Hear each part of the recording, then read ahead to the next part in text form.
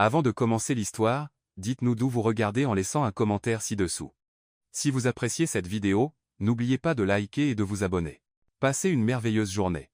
Profitez de l'histoire, tout le monde. La salle de bal de l'Hôtel Plaza à Manhattan bourdonnait de murmures de l'élite new-yorkaise. Les verres de champagne en cristal s'entrechoquaient. Les robes de créateurs effleuraient le marbre italien, et l'arôme des parfums coûteux se mêlait au son discret d'un orchestre. C'était le gala de charité le plus exclusif de l'année, où des millions de dollars seraient récoltés pour de nobles causes. Du moins, c'est ce que promettait l'invitation dorée. Crac.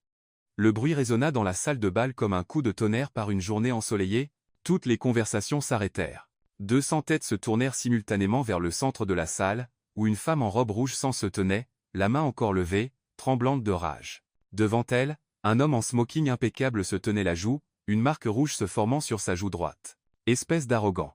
cria Elise Harper, ses yeux verts scintillant de fureur. « Tu penses que tu peux tout acheter dans ce monde, y compris les gens ?» Nathan Caldwell, PDG de Caldwell Enterprises et l'un des hommes les plus riches d'Amérique, cligna des yeux plusieurs fois, encore en train de réaliser ce qui venait de se passer. Personne, et il le pensait vraiment, personne n'avait osé lever la main sur lui au cours des 15 dernières années. « Quoi ?» marmonna-t-il, plus choqué qu'irrité. « Quoi ? Tu m'as offert 100 000 $ pour passer la nuit avec toi. » Elise cracha presque les mots. « Je suis une journaliste respectée du New York Tribune, pas une croqueuse de diamants. » Les murmures de la foule s'amplifièrent. Les téléphones portables commencèrent à apparaître, les caméras se pointèrent discrètement sur la scène. Nathan réalisa qu'il était au centre de ce qui serait probablement le plus grand scandale social de l'année. « Écoute, il y a eu un malentendu, » commença-t-il, mais il fut interrompu. « Malentendu, mon œil. » Elise avança d'un pas, ses talons de 5 pouces la rendant encore plus imposante. « Tu es arrivé ici avec ton arrogance, ton sourire à 50 millions de dollars, et tu pensais que j'allais tomber à tes pieds comme toutes les autres. » Nathan ouvrit la bouche pour répondre, mais quelque chose attira l'attention d'Elise. Ses yeux s'écarquillèrent, et toute couleur quitta son visage. « Non, » murmura-t-elle. S'approchant d'eux, un sourire malicieux sur le visage et une blonde artificielle accrochée à son bras, se trouvait Colin Ramsey, son ex-fiancé, l'homme qui l'avait trahi 3 mois plus tôt avec sa meilleure amie, détruisant non seulement son cœur mais aussi sa réputation dans le monde du journalisme. « Eh bien, si ce n'est pas la petite Elise Harper, » dit Colin, sa voix dégoulinant de fausse sympathie, « je vois que tu as enfin trouvé ton niveau. Jouer avec les grands te va bien. » La blonde à côté de lui rit comme une hyène, et Elise sentit le monde tourner autour d'elle.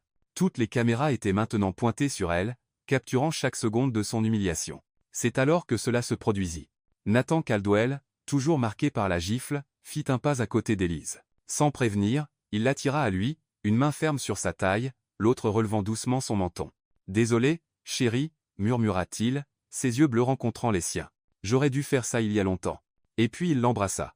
Ce n'était pas un baiser timide ou hésitant. C'était un baiser de cinéma, du genre qui arrête le temps, fait exploser des feux d'artifice et fait disparaître le monde entier.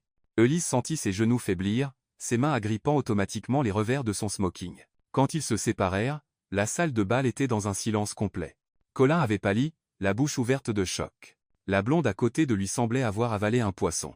Nathan garda Elise près de lui, ses lèvres s'incurvant en un sourire sincère, le premier depuis des années. « Maintenant, » dit-il, sa voix portant à travers la salle de bal, « quelqu'un a-t-il dit quelque chose à propos de ma fiancée ?»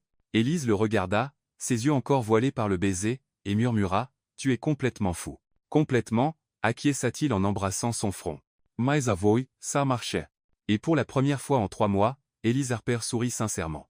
Ce qu'elle ne savait pas, c'est que ce baiser avait non seulement changé sa soirée, mais toute sa vie. Les portes de l'ascenseur se fermèrent avec un doux tintement, offrant enfin un refuge au chaos qu'ils avaient laissé derrière eux dans la salle de bal du Plaza. Elise appuya son dos contre le mur en miroir, sa poitrine se soulevant et retombant rapidement alors que l'adrénaline commençait à s'estomper. « Bon, alors » commença-t-elle, puis s'arrêta, passant ses mains dans ses cheveux au beurre. « Qu'est-ce qui vient de se passer là, bah ?» Nathan desserra son nœud papillon. Un premier rire sincère depuis des mois s'échappant de ses lèvres. « Eh bien, voyons voir. Tu m'as giflé, tu m'as traité d'arrogant, je t'ai embrassé jusqu'à perdre la tête, et maintenant, apparemment, nous sommes fiancés. C'est insensé. » Elise se tourna pour lui faire face. « As-tu la moindre idée de ce que tu as fait ? D'ici demain matin, ça sera sur tous les sites de potins, tous les journaux, tous les rapports boursiers. » Nathan termina calmement. « Crois-moi, je sais exactement ce que j'ai fait. » L'ascenseur s'ouvrit au niveau du parking, et Nathan lui fit signe de le suivre. « Viens, nous devons parler quelque part en privé. » Les paparazzis vont envahir le hall dans environ 10 minutes. Je ne peux pas simplement partir avec toi. Je ne te connais même pas. Mais même en protestant, Elise se retrouva à le suivre vers une Tesla noire élégante. Nathan Caldwell, 32 ans, PDG de Caldwell Enterprises, diplômé de la Harvard Business School, allergique aux crustacés, et apparemment excellent pour les fausses fiançailles improvisées, il ouvrit la portière côté passager pour elle. « Voilà, maintenant tu me connais. » Malgré tout, Elise sentit un sourire tirer sur ses lèvres. Ce n'est pas exactement une vérification complète des antécédents. Nous aurons tout le temps pour ça. Nathan attendit patiemment près de la portière ouverte. « Écoute, je sais que c'est fou, mais ce type, Colin, il était sur le point de te détruire devant 200 personnes et une douzaine de caméras. Je ne pouvais pas rester là à regarder. » La mention du nom de Colin fit se tordre l'estomac d'Élise. Elle se souvenait de l'humiliation dans sa voix, de la façon dont il l'avait regardée comme si elle était de la saleté sur sa chaussure. Sans un mot de plus, elle monta dans la voiture. Alors que Nathan traversait la circulation de Manhattan, Élise regardait par la fenêtre, assimilant les événements de la soirée. « Alors, quel est ton intérêt » demanda-t-elle soudainement. « Mon intérêt ? Personne ne fait quelque chose comme ça sans raison. Qu'est-ce que tu gagnes avec ces fausses fiançailles » Nathan resta silencieux un moment, contournant un taxi. « Tu veux vraiment savoir ? Je suis journaliste. Je veux toujours savoir. Ma grand-mère. » Il lui lança un bref regard. Margaret Caldwell, 87 ans, fondatrice de Caldwell Enterprises, est la femme la plus têtue de la côte Est. Elle me harcèle depuis 5 ans pour que je me pose. Le mois dernier, elle a menacé de léguer l'entreprise à mon cousin Ethan, si je ne présente pas une relation sérieuse d'ici Noël. Et Ethan est un playboy incompétent qui ruinerait l'entreprise en 6 mois. Nathan s'engagea dans le parking d'un immeuble d'appartements de luxe. Ma grand-mère a construit cet empire à partir de rien. Je ne peux pas laisser cela être détruit parce que je suis apparemment émotionnellement indisponible et marié à mon travail. Élise étudia son profil dans l'éclairage tamisé du garage. Il y avait quelque chose de vulnérable dans son expression qui n'était pas présent au gala. Donc, tu as besoin d'une fausse fiancée, et tu as besoin de montrer à ton ex que tu es passé à des choses plus grandes et meilleures. Nathan coupa le moteur et la regarda directement. C'est un arrangement mutuellement bénéfique. C'est complètement fou. Les meilleurs plans le sont généralement. Ils prirent l'ascenseur jusqu'au 42e étage, et quand Nathan ouvrit la porte de son Penthouse, Élise retint son souffle. Les fenêtres du sol au plafond offraient une vue imprenable sur Central Park, et l'appartement était décoré avec une élégance discrète qui criait le goût coûteux. « Bel endroit », dit-elle, essayant de paraître impassible. « Merci. Mon décorateur a un excellent goût pour les meubles hors de prix. » Nathan se dirigea vers la cuisine. « Café, vin, quelque chose de plus fort ? Je pense que cette conversation nécessite de la caféine ou de l'alcool. »« Les cafés, ça ira. » Élise s'approcha des fenêtres, regardant les lumières scintillantes de la ville. « Alors, comment cela fonctionnerait-il ? Ces fausses fiançailles. Il faudrait que ce soit crédible. » Nathan démarra la machine à expresso. Des apparitions publiques, des publications sur les réseaux sociaux, peut-être que tu pourrais emménager ici pendant un certain temps. Wow. Attends. Élise se retourna. Emménager ? Je te connais à peine. Des chambres séparées, évidemment. Nathan leva les mains. Cet endroit a 4 chambres. Tu aurais une intimité totale. Et combien de temps durait cette mascarade ? 6 mois, peut-être 8. Assez longtemps pour que ma grand-mère croie que c'est sérieux. Assez longtemps pour que l'attention des médias aide ta carrière à se remettre de ce que Colin a fait pour l'endommager. Élise resta silencieuse, réfléchissant. La vérité était que la trahison de Colin avait fait plus que briser son cœur. Il avait répandu des rumeurs sur son éthique de journaliste, remis en question ses sources, fait douter ses rédacteurs de sa crédibilité. Le scandale de ce soir, s'il était bien tourné, pourrait en faire réhabiliter son image. « Je voudrais un contrat, dit-elle enfin. Bien sûr, avec des termes spécifiques, des limites, des clauses de sortie, absolument. Et tu gardes mon appartement. Ce serait juste pour les apparences. Tout ce qui te met à l'aise. » Nathan lui tendit un cappuccino parfait, leurs doigts se frôlant lorsqu'elle prit la tasse. Le contact envoya une secousse inattendue à travers elle, et à la façon dont les yeux de Nathan s'écarquillèrent légèrement, elle sut qu'il l'avait ressenti aussi. « Il y a une autre chose, dit-elle, prenant une gorgée de café pour se stabiliser. Quoi donc ? Ce baiser ? Ça ne peut pas se reproduire. » Nathan étudia son visage un long moment. « Parce que tu n'as pas aimé ?» Élise sentit la chaleur monter à ses joues. « Parce que j'ai trop aimé. » Un sourire lent se répandit sur le visage de Nathan. « Ça va être intéressant. Ça va être compliqué. Les meilleures choses le sont généralement. » À l'extérieur des fenêtres du Penthouse, New York scintillait comme une promesse d'aventure. Aucun d'eux ne savait que leur fausse fiançaille allait devenir la chose la plus réelle qu'ils aient jamais vécue. Le lendemain matin arriva avec la subtilité d'un train de marchandises.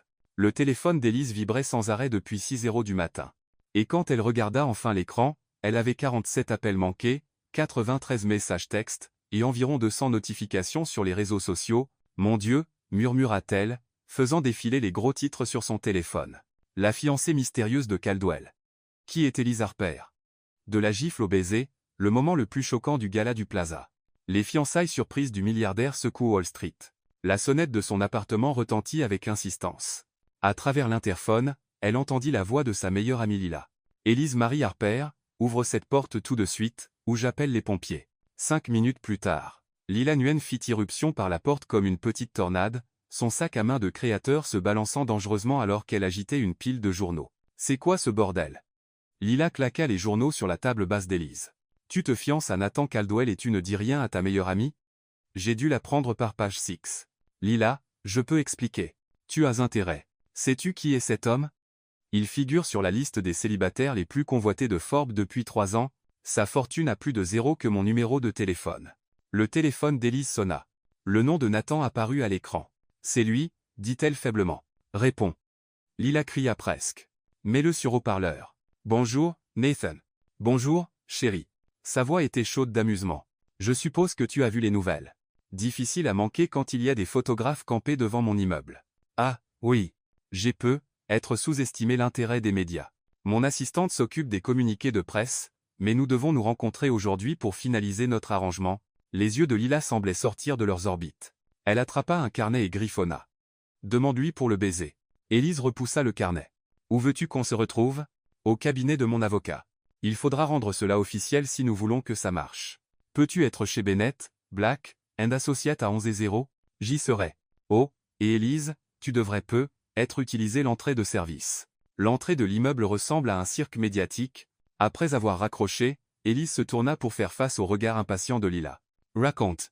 Tout. » 2 heures plus tard, Élise était assise dans la salle de conférence la plus intimidante qu'elle ait jamais vue, en face de Nathan, et d'un avocat qui semblait facturer plus à l'heure qu'elle ne gagnait en un mois. « Les termes sont assez simples, » dit Thomas Bennett, faisant glisser un épais document sur la table en acajou, un engagement de 6 mois avec une option de prolongation si les deux parties sont d'accord. Mademoiselle Harper recevra une allocation mensuelle de $50 000. 50 000? Élise manqua de s'étouffer avec son café. « C'est ridicule. Je n'ai pas besoin. Tu auras besoin de nouveaux vêtements, accessoires, et de la capacité d'assister à des événements sans t'inquiéter de ton travail habituel, » interrompit Nathan avec aisance. « Considère cela comme des honoraires de performance. » L'avocat poursuivit. Apparition publique commune au minimum 2 fois par semaine. Arrangement de vie séparé, bien que Mademoiselle Harper aura accès aux pantous de M. Caldwell pour les apparences. Pas d'implication romantique avec des tiers pendant la période du contrat. Et une implication romantique réelle entre nous? Demanda Élise, regrettant immédiatement lorsque Nathan haussa un sourcil.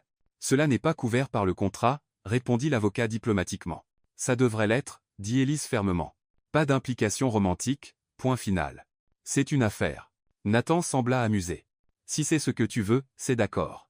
Mais qu'en est-il des contacts physiques pour les apparences? Se tenir la main, s'embrasser lors d'événements? Élise sentit ses joues chauffer. Contact physique minimal, et absolument plus de baisers surprise. Même si ton ex réapparaît? Surtout si mon ex réapparaît. L'avocat tapait frénétiquement des notes. Devrions-nous définir le contact physique minimal plus précisément? Juste à ce moment, la porte de la salle de conférence s'ouvrit brusquement. Une petite femme âgée aux cheveux argentés, vêtue d'un tailleur Chanel qui coûtait probablement plus cher que la voiture d'Élise, entra avec l'autorité de quelqu'un habitué à posséder chaque pièce dans laquelle elle entrait. Nathan Alexander Caldwell.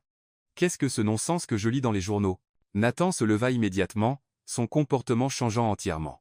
Grand-mère. J'aimerais te présenter. Je sais exactement qui elle est.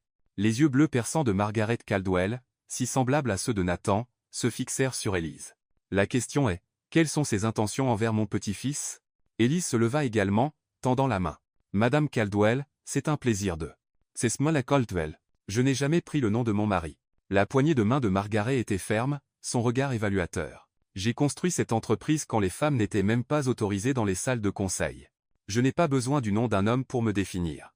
Je respecte cela, dit Élise sincèrement. J'ai lu sur votre carrière. Ce que vous avez accompli dans les années 70 et 80 était remarquable. L'expression de Margaret s'adoucit légèrement. Tu as fait tes recherches. Je suis journaliste. Les recherches, c'est ce que je fais. Bien. Je déteste les gens qui parlent par ignorance. Margaret se tourna vers Nathan. Est-ce réel, ou est-ce une autre de tes manigances pour me faire cesser de te harceler à propos du mariage? La pièce devint silencieuse. Nathan et Élise échangèrent un regard.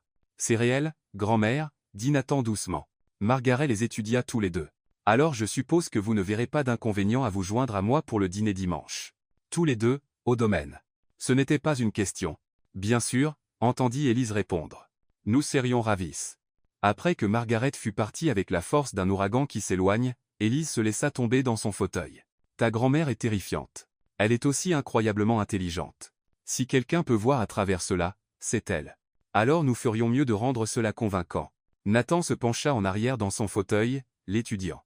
Tu sais, pour quelqu'un qui a insisté sur l'absence d'implication romantique, tu es sacrément doué pour jouer la fiancée dévouée. Je suis une bonne actrice quand il le faut. C'est tout ce que c'est? Jouer la comédie? Élise rencontra son regard directement. Qu'est-ce que ce serait d'autre?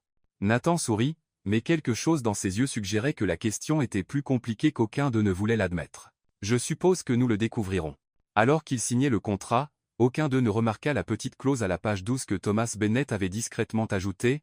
Cet accord peut être résilié de manière anticipée par consentement mutuel ou par un attachement romantique authentique entre les parties. Certains avocats, semblait-il, étaient des romantiques incurables. Le domaine Caldwell s'étendait sur 20 acres de terrain de choix dans les Hamptons, comme quelque chose tout droit sorti d'un roman de Gatsby. Alors que la Tesla de Nathan remontait l'allée circulaire, Élise pressa son visage contre la fenêtre, admirant les jardins impeccablement entretenus, la fontaine qui coûtait probablement plus que son salaire annuel, et le manoir qui semblait s'étendre à l'infini. Tu as grandi ici? Demanda-t-elle, elle, essayant de garder l'émerveillement hors de sa voix. Malheureusement, répondit Nathan, ses jointures blanchissant sur le volant, chaque été, chaque vacances, chaque week-end. Mes parents pensaient que j'avais besoin de renforcer mon caractère. Qu'est-ce qui ne va pas avec le renforcement du caractère? Rien? Quand cela n'implique pas d'être jeté dans une piscine à 5h du matin parce que les Caldwell ne dorment pas après le lever du soleil ou de devoir réciter des rapports de bénéfices trimestriels au petit déjeuner quand on a 8 ans. Élise étudia son profil, voyant une tension dans la mâchoire. Ta grand-mère t'a élevé. Après que mes parents sont morts dans un accident de voiture quand j'avais 12 ans. Oui, Margaret est devenue ma tutrice, ma mentor, et ma plus grande critique, tout cela dans un package terrifiant. La vulnérabilité dans sa voix l'a pris par surprise. Au cours des quelques jours depuis le début de leur arrangement, elle avait vu le PDG confiant, la figure publique charmante, même le petit-fils frustré. Mais c'était le premier aperçu du garçon qui avait perdu ses parents et avait été plongé dans un monde d'attentes impossibles. Nathan, je suis désolé. Yana passe. C'est bon, dit-il rapidement, se garant devant les immenses portes en chêne. C'est de l'histoire ancienne. De plus, elle m'a préparé à diriger l'entreprise. J'aimerais juste que le coût n'ait pas été aussi élevé. Avant qu'Élise ne puisse répondre, les portes d'entrée s'ouvrirent, et un majordome qui aurait pu être choisi pour Downton Abbey apparut. Maître Nathan, bienvenue à la maison. Mademoiselle Caldwell vous attend dans le jardin de roses. Merci. Winston. Comment va-t-elle cette semaine? L'expression de Winston resta parfaitement neutre, mais Élise capta un léger tic de son sourcil. Énergique, monsieur. Elle a licencié 3 jardiniers et réorganisé toute la cave à vin encore une fois. Nathan gémit. Elle est nerveuse. Ils traversèrent le manoir, et Élise essaya de ne pas fixer les peintures à l'huile probablement plus précieuses que la maison de la plupart des gens, les lustres en cristal projetant des prismes arc-en-ciel sur les sols en marbre, et les meubles anciens qui semblaient appartenir à un musée. Détends-toi, murmura Nathan, lui offrant son bras alors qu'ils approchaient du jardin de roses. On dirait que tu vas affronter un peloton d'exécution. Ce n'est pas le cas? Probablement. Ce n'est pas rassurant. Je ne suis pas doué pour rassurer. Je suis meilleur en honnêteté. Le jardin de roses était un chef-d'œuvre d'architecture paysagère, avec des centaines de roses de toutes les couleurs imaginables, créant une tapisserie vivante autour d'un kiosque central. Margaret Caldwell était assise à une élégante table en fer forgé, vêtue d'une robe en soie lavande qui coûtait probablement plus cher que le loyer d'Élise, ses cheveux argentés parfaitement coiffés et sa posture droite comme un nid. Vous êtes en retard de 3 minutes, dit-elle sans lever les yeux de son journal.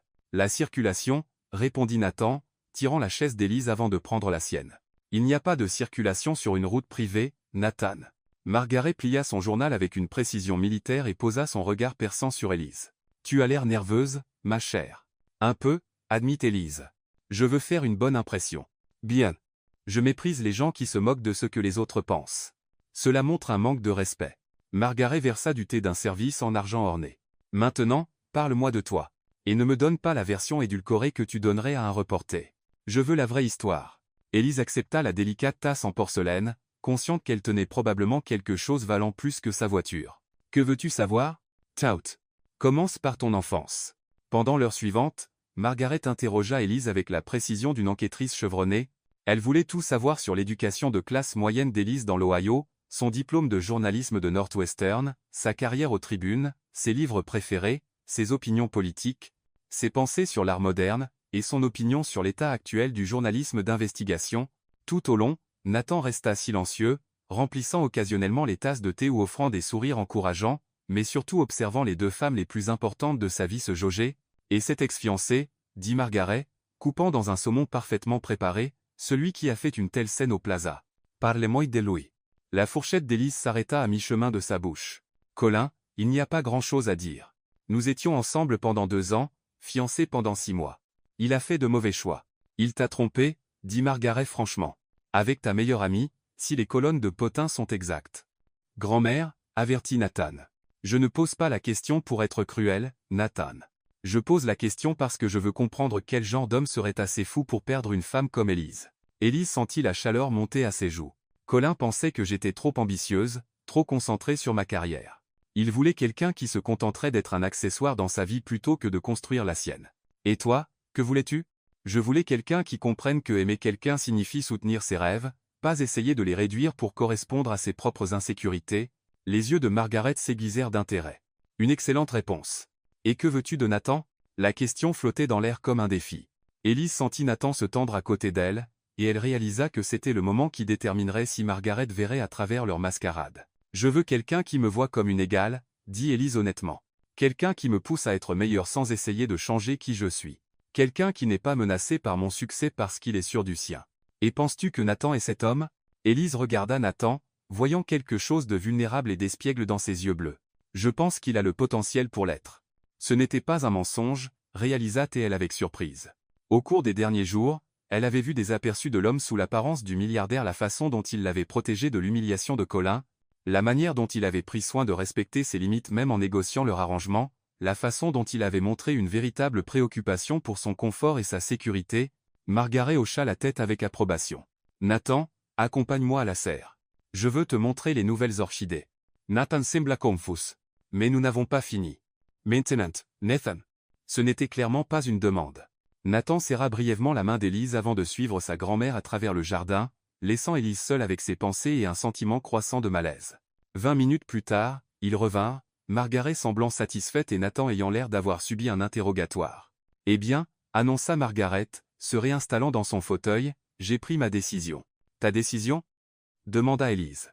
À propos de si j'approuve ses fiançailles. Le sourire de Margaret était aiguisé. Je les approuve, sous condition. Sous condition? Répéta Nathan. Vous resterez tous les deux ici pendant les 2 prochaines semaines. Considérez cela comme une fête de fiançailles prolongée. Je veux observer comment vous interagissez, quand vous pensez que personne ne regarde. La tasse de thé d'Élise tinta contre sa soucoupe. Resterici? Ensemble? Des chambres séparées, naturellement. Je ne suis pas complètement barbare. Les yeux de Margaret pétillèrent de malice. Mais si vous êtes vraiment fiancés, vous devriez être à l'aise en compagnie l'un de l'autre pendant plus de quelques heures à la fois. Grand-mère, ce n'est pas nécessaire, commença Nathan. C'est absolument nécessaire. Ethan est passé hier, posant des questions pointues sur tes fiançailles soudaines. Il semble penser que le moment est plutôt opportun. La mention du cousin de Nathan fit se crisper sa mâchoire. Ethan peut penser ce qu'il veut.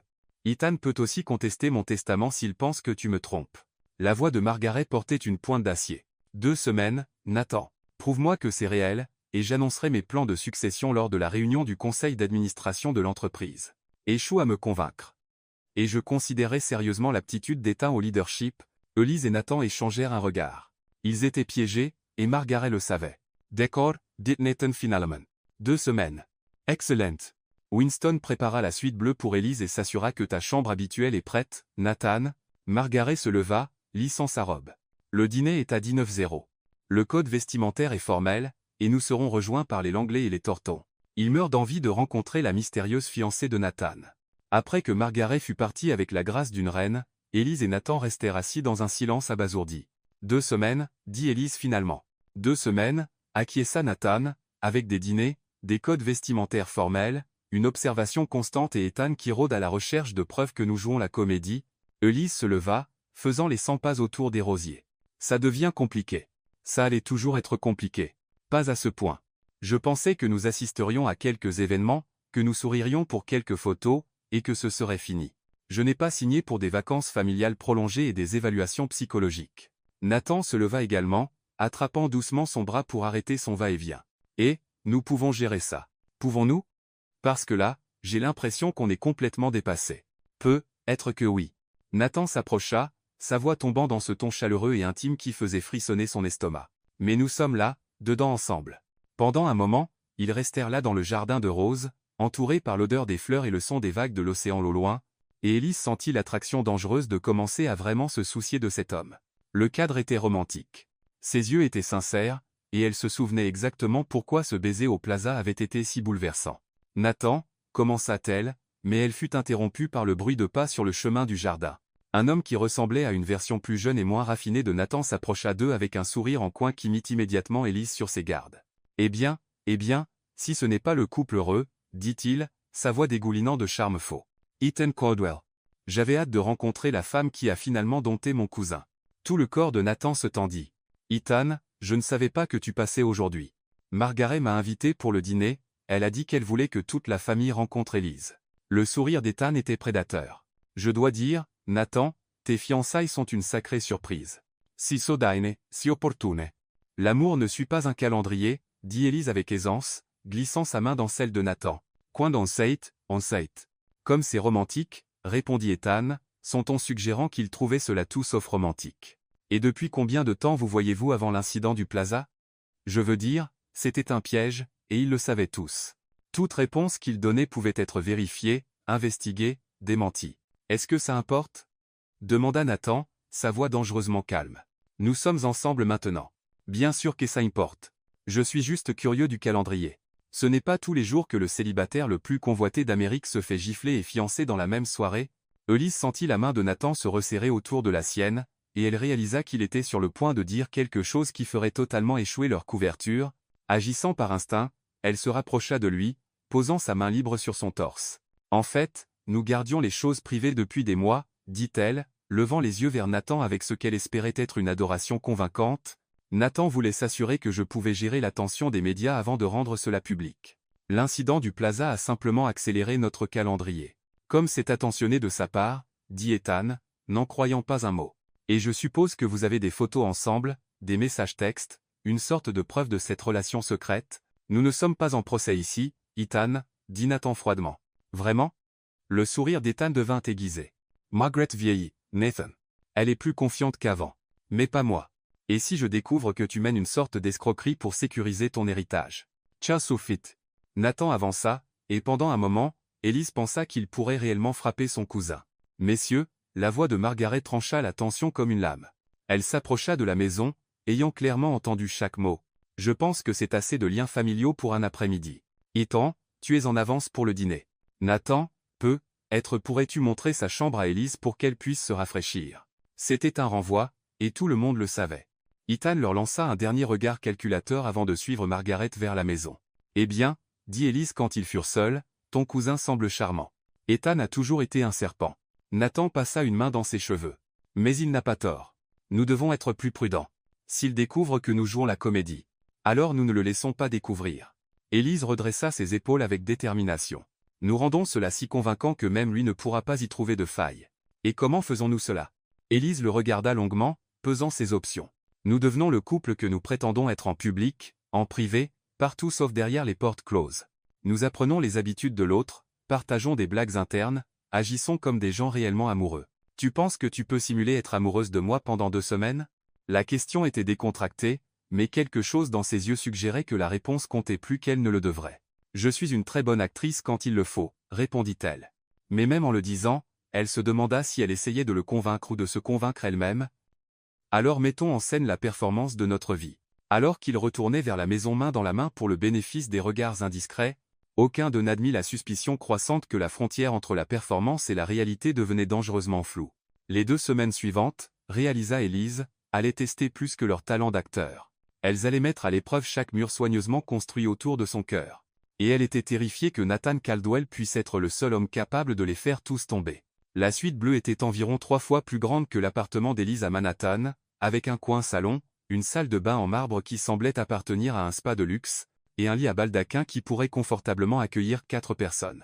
Alors que Winston finissait de placer ses sacs rapidement emballés dans le dressing, Elise se tenait aux fenêtres du sol au plafond, regardant le soleil se coucher sur l'océan Atlantique. « Y aura-t-il autre chose, mademoiselle Harper ?» demanda Winston avec le genre de professionnalisme poli, qui vient de décennies de service auprès des extrêmement riches. « En fait, oui.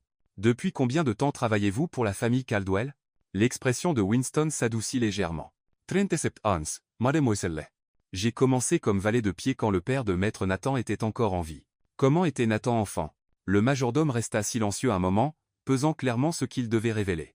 Curieux, brillant, seul, je pense, surtout après l'accident.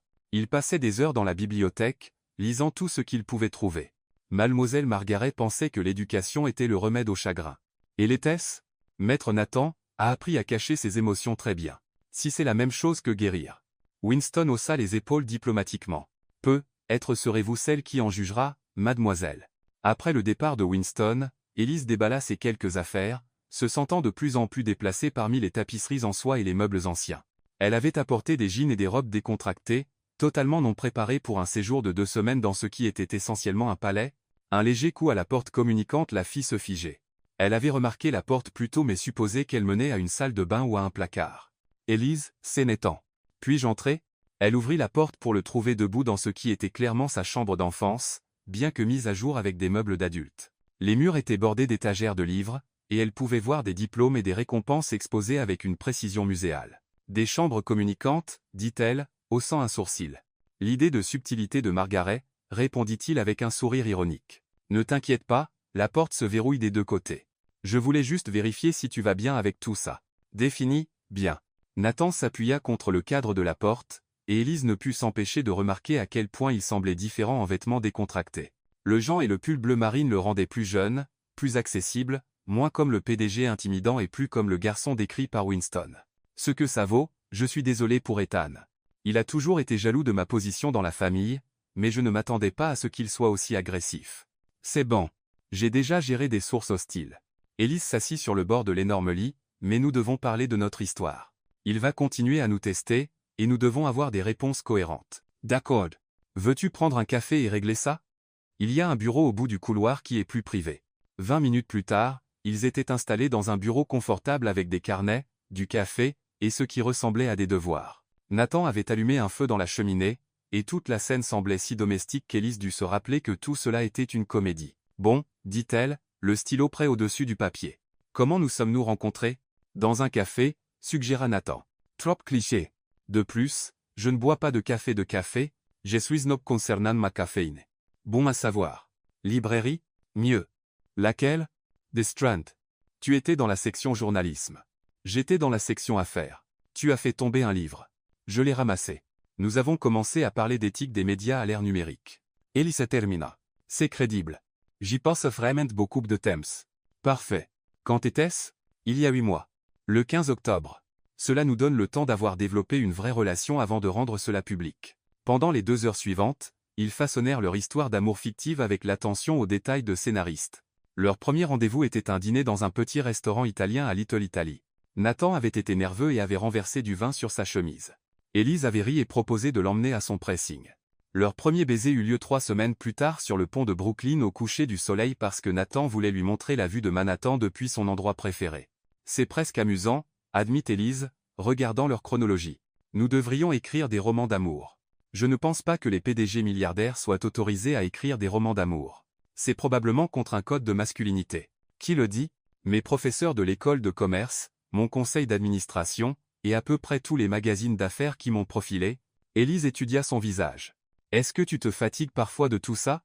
Les attentes, la gestion de l'image, la performance constante? Nathan resta silencieux un long moment, regardant dans le feu. Chaque jour. Mais c'est le prix du succès, non? Tu deviens ce que les gens ont besoin que tu sois, pas ce que tu veux être. Et que veux-tu être? Honnêtement, je n'en ai plus aucune idée. J'ai été Nathan Caldwell, PDG, depuis si longtemps que je ne suis pas sûr de qui je suis en dessous de tout cela. La vulnérabilité dans sa voix serra la poitrine d'Élise. Eh bien, Ce que ça vaut, j'aime la version de toi que j'ai vue cette semaine. Celle qui protège les gens de l'humiliation et fait des blagues terribles sur ses meubles. Tu penses que mes blagues sont terribles? Objectivement affreuses, mais d'une manière attachante. Nathan rit, et le son était si sincère, si différent de son personnage public poli, qu'Élise sentit quelque chose de dangereux frissonner dans sa poitrine. Nous devrions probablement dormir un peu, dit-elle, se levant rapidement. Grande journée demain. Faire semblant d'être follement amoureux. Jace Cha. Faire semblant. Quelque chose dans son ton la fit se retourner vers lui, mais son expression était indéchiffrable. Le lendemain matin, Élise se réveilla à l'odeur du bacon et du café montant de la cuisine.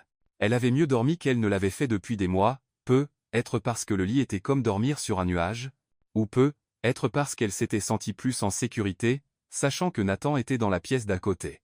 Quand elle descendit, elle trouva Margaret dans le coin petit déjeuner, lisant ce qui semblait être 3 journaux différents simultanément tout en prenant des notes dans un agenda relié de cuir. « Bonjour, ma chère. J'espère que tu as bien dormi. Comme un bébé, merci. C'est une maison magnifique. Ça devrait l'être. Elle a coûté assez cher. » Margaret fit un geste vers la chaise en face d'elle. Nathan est sorti pour son jogging matinal. Il sera de retour dans 1 heure. Café? Margaret versa du café d'un service en argent, et Élise accepta la tasse avec gratitude. Je suppose que tu te demandes pourquoi j'ai vraiment insisté sur cet arrangement de 2 semaines, dit Margaret sans préambule. L'idée m'a traversé l'esprit. Nathan est seul depuis trop longtemps. Oh, il a eu des petites amies, mais rien de sérieux. Rien qui ne le défie ou ne le fasse grandir en tant que personne. Les yeux perçants de Margaret se fixèrent sur Élise. Il a besoin de quelqu'un qui ne sera pas intimidé par son succès ou impressionné par son argent. Et tu penses que je suis cette personne? Je pense que tu l'as giflé devant 200 personnes et que tu ne t'es pas excusé. Cela suggère une certaine force de caractère. Élise manqua de s'étouffer avec son café. Tu approuves que j'ai giflé ton petit-fils? J'approuve que tu le traites comme un être humain plutôt qu'un compte en banque. Le sourire de Margaret était aiguisé. Trop de gens dans la vie de Nathan veulent quelque chose de lui, de l'argent, des relations, une gloire par procuration. Tu sembles vouloir qu'il soit meilleur qu'il ne l'est. Je le connais à peine. Peut-être, mais tu le vois clairement, ce qui est plus que ce que la plupart des gens réussissent. Avant qu'Élise ne puisse répondre, Nathan apparut dans l'encadrement de la porte, en sueur de son jogging et paraissant bien trop attirant pour quelqu'un qui venait de faire de l'exercice pendant 1 heure. « Bonjour », dit-il, embrassant la joue d'Élise dans ce qu'elle supposa être une performance pour Margaret. L'intimité décontractée du geste envoya une secousse inattendue à travers son système. « Bonjour. Bon jogging. Soupa. » Le sentier de la plage est parfait à cette période de l'année. Il se versa du café et s'assit à côté d'elle, assez près pour qu'elle puisse sentir son eau de Cologne mélangée à l'air de l'océan. « Quel est le programme pour aujourd'hui? Margaret me parlait justement de ton besoin d'enfance de quelqu'un pour te défier, dit Élise avec douceur. Nathan lança un regard à sa grand-mère. Vraiment? Parmi d'autres choses, répondit Margaret innocemment. J'ai pensé que vous pourriez aimer explorer les lieux aujourd'hui. Il y a tant d'histoires ici, et Élise semble être quelqu'un qui apprécie l'histoire. Ça semble charmant, qui est Élise. J'aimerais en savoir plus sur l'héritage familial. Merveilleux. Je demanderai au cuisinier de préparer un pique-nique. Vous pourrez manger près du phare. Il y a un phare? Demanda Élise. Construit en 1892 par l'arrière-arrière-grand-père de Nathan, dit Margaret avec fierté.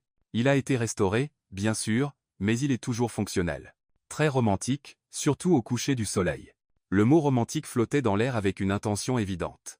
Margaret orchestrait clairement des opportunités pour qu'ils se rapprochent, et Élise ne savait pas si elle devait être reconnaissante ou terrifiée. 2 heures plus tard, ils marchaient le long d'un sentier de falaise offrant une vue imprenable sur l'Atlantique. Nathan portait un panier de pique-nique qui contenait probablement des aliments valant plus que le budget alimentaire de la plupart des gens, et Élise portait une couverture qui semblait faite de soie. « Ta grand-mère n'est pas subtile », observa Élise. Margaret n'a jamais été subtile à propos de quoi que ce soit dans toute sa vie. Elle a probablement un tableur suivant nos interactions. Devrions-nous nous inquiéter de Margaret? Toujours, mais pas à propos de ça. Elle les t'a aimés. Comment le sais-tu? Elle ne t'a pas interrogé sur l'histoire financière de ta famille ou tes plans de reproduction à long terme. Quand elle aime quelqu'un, elle se concentre sur le caractère plutôt que sur les références. Ils atteignirent le phare, une belle tour blanche qui se dressait majestueusement contre le ciel bleu. Nathan étendit la couverture sur une parcelle d'herbe, et ils déballèrent ce qui s'avéra être un festin gastronomique. C'est incroyable, dit Élise, mordant dans ce qui était être le meilleur sandwich qu'elle ait jamais goûté. Margaret croit que si l'on fait quelque chose, il faut le faire correctement. Nathan ouvrit une bouteille de vin qui coûtait probablement plus cher que le loyer d'Élise. Elle a fait former le personnel de cuisine par un chef étoilé Michelin. Bien sûr qu'elle l'a fait. Ils mangèrent en silence confortable pendant un moment, regardant les mouettes plonger pour attraper des poissons et sentant la brise de l'océan. C'était paisible d'une manière qu'Élise n'avait pas connue depuis des années de vie citadine. « Puis-je te poser une question ?» dit Nathan finalement. « Va-c'est. Quelle est ta plus grande peur ?» La question l'a pris par surprise. C'est assez profond pour une conversation de fausse relation. Peut être. Mais plus nous en savons l'un sur l'autre, plus nous serons convaincants. C'était une explication raisonnable, mais quelque chose dans ses yeux suggérait que la question était plus personnelle que stratégique. Devenir insignifiante, dit-elle enfin. Être oubliée. J'ai travaillé si dur pour construire ma carrière, pour me faire un nom dans le journalisme, et Colin a presque détruit cela en une nuit. L'idée de disparaître, de ne pas compter, ça me terrifie. Nathan hocha lentement la tête. Ya comprends. La mienne est probablement l'opposé, ne jamais être vu pour qui je suis vraiment. Toujours être Nathan Caldwell, le PDG, l'héritier, la figure publique. Jamais juste Nathan. C'est pour ça que tu n'as jamais eu de relation sérieuse?